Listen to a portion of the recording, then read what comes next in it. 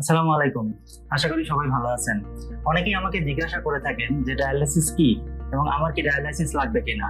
আসলে কিডনি ড্যামেজের রোগীদের মূলত ডায়ালাইসিসের প্রয়োজন হয়। দীর্ঘমেয়াদী যে কিডনি ড্যামেজ এর 5টি স্তর বা স্টেজ আছে। স্টেজ 5 অর্থাৎ সর্বশেষ পর্যায়ের যে স্টেজ, তার কোনো এক সময়ে এটা ডায়ালাইসিসের প্রয়োজন হয়। আমাদের কিডনির একটি অন্যতম কাজ হলো শরীরের বিষাক্ত পদার্থ, অতিরিক্ত লবণ এবং পানিকে প্রস্রাবের মাধ্যমে বের করে দেয়। ড্যামেজ কিডনি এগুলো বের করতে পারে না এবং এগুলোর জন্য শরীরে বিভিন্ন ধরনের সমস্যার সৃষ্টি হয়। ডায়ালাইসিস এমন একটি প্রক্রিয়া যে প্রক্রিয়ার মাধ্যমে শরীরের বিষাক্ত পদার্থ, অতিরিক্ত পানি এবং লবণকে পরিশোধনের মাধ্যমে শরীর থেকে বের করে নেওয়া হয় এবং এই পরিশোধিত রক্ত আবার শরীরে ফেরত দেওয়া হয়। ডায়ালাইসিসকে আমরা দুইটা ভাগে ভাগ করে থাকি। একটি হচ্ছে হিমোডায়ালাইসিস, আরেকটি হচ্ছে পেরিটোনিয়াল ডায়ালাইসিস।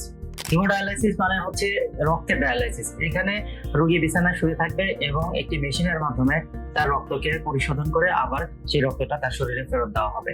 আর পেরিটোনিয়াল ডায়ালাইসিস হচ্ছে, এটা সোজা বাংলা যেটা বলা হয় পেটের ডায়ালাইসিস, এবং এটা টিউবের মাধ্যমে পেটের থেকে তার দূষিত যে রক্ত সেটা হচ্ছে এক ধরনের ফ্লুইডের মাধ্যমে পরিশোধন করা হয়।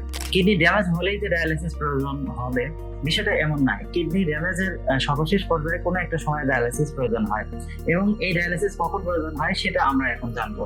যেমন শরীরে যদি ক্রিয়েটিনিন বা রক্তের ব্লাড ইউরিয়া অনেক বেশি বেড়ে যায়, দেখা যাচ্ছে যে কিডনি ড্যামেজের কারণে যদি অতিরিক্ত শ্বাসকষ্ট হয়, শরীরে পটাশিয়ামের মাত্রা অনেক বেশি হয় বা ফসফেটের মাত্রা অনেক বেশি রক্তে বেড়ে যায়, কোনো কোনো ক্ষেত্রে দেখা যায় রোগীর সংজ্ঞাহীন হয়ে পড়ে বা জ্ঞানের মাত্রা কমে যেতে পারে, এসব ক্ষেত্রে ডায়ালাইসিস প্রয়োজন হয়। এবং একজন কিডনি ড্যামেজের রোগীর কখন ডায়ালাইসিস প্রয়োজন হবে তার সিদ্ধান্ত কিন্তু একজন কিডনি বিশেষজ্ঞ চিকিৎসকই দিবেন।